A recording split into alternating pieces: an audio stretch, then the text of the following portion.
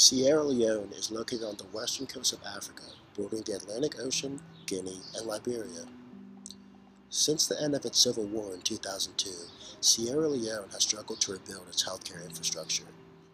There's a lack of healthcare workers for the 6.5 million people living in the country because many doctors and nurses fled the country during the Civil War. Maternal and infant mortality rates in Sierra Leone are among the highest in the world. Due to a lack of hospitals and misinformation, many women living in rural areas are unaware of the benefits of birthing in a hospital. Consequently, they prefer home deliveries. This, coupled with the fact that there is a shortage of trained midwives in Sierra Leone, makes childbirth a risky endeavor for women.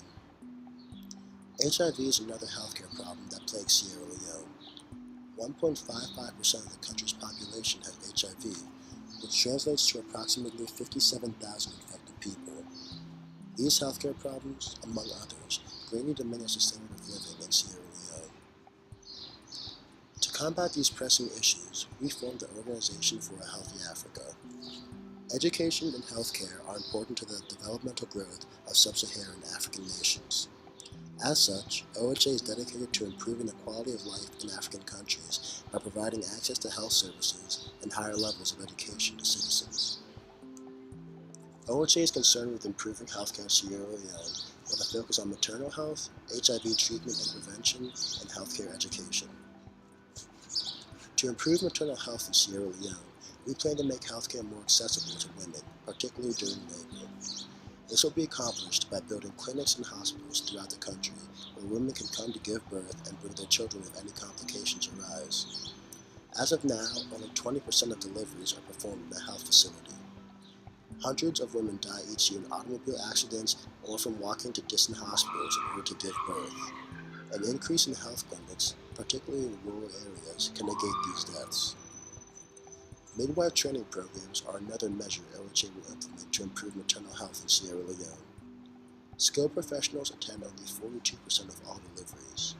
This figure is much too low and helps to explain Sierra Leone's high infant mortality rate of 117 deaths for every 1,000 live births. We plan to train women from various villages in Sierra Leone to become skilled birth attendants and midwives. These women would have the knowledge and skills to address complications during childbirth, safely deliver infants, and educate mothers on how to properly care for their baby. The clinics OHA builds will not only be used for birthing, they also offer a means to combat HIV.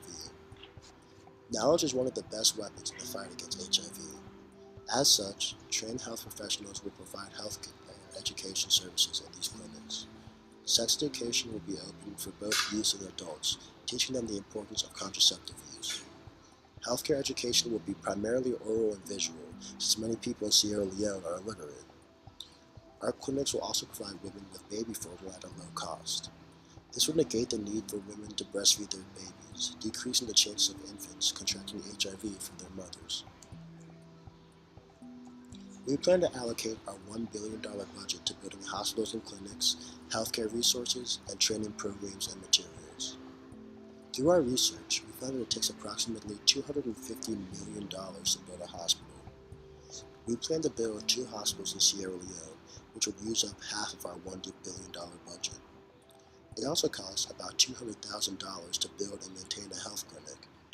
We will allocate $2.8 million to the construction and maintenance of 14 health clinics throughout Sierra Leone. These expenditures would leave us with about $497 million, of which $197 million would go to healthcare resources such as contraceptives and baby formula, while the last $300 million would be spent on the training of midwives and other healthcare professionals. Our plan does not come without risk. There's a chance that our healthcare education programs will clash with traditional beliefs. For example, many in Sierra Leone believe that obstructed labor is a result of infidelity, not poor healthcare conditions. Gender roles are another challenge our plan faces. Women are generally subordinate to men in Sierra Leone, so when men do not want to use condoms, women often have no say in the matter. Lastly, illiteracy is a huge obstacle that we must overcome.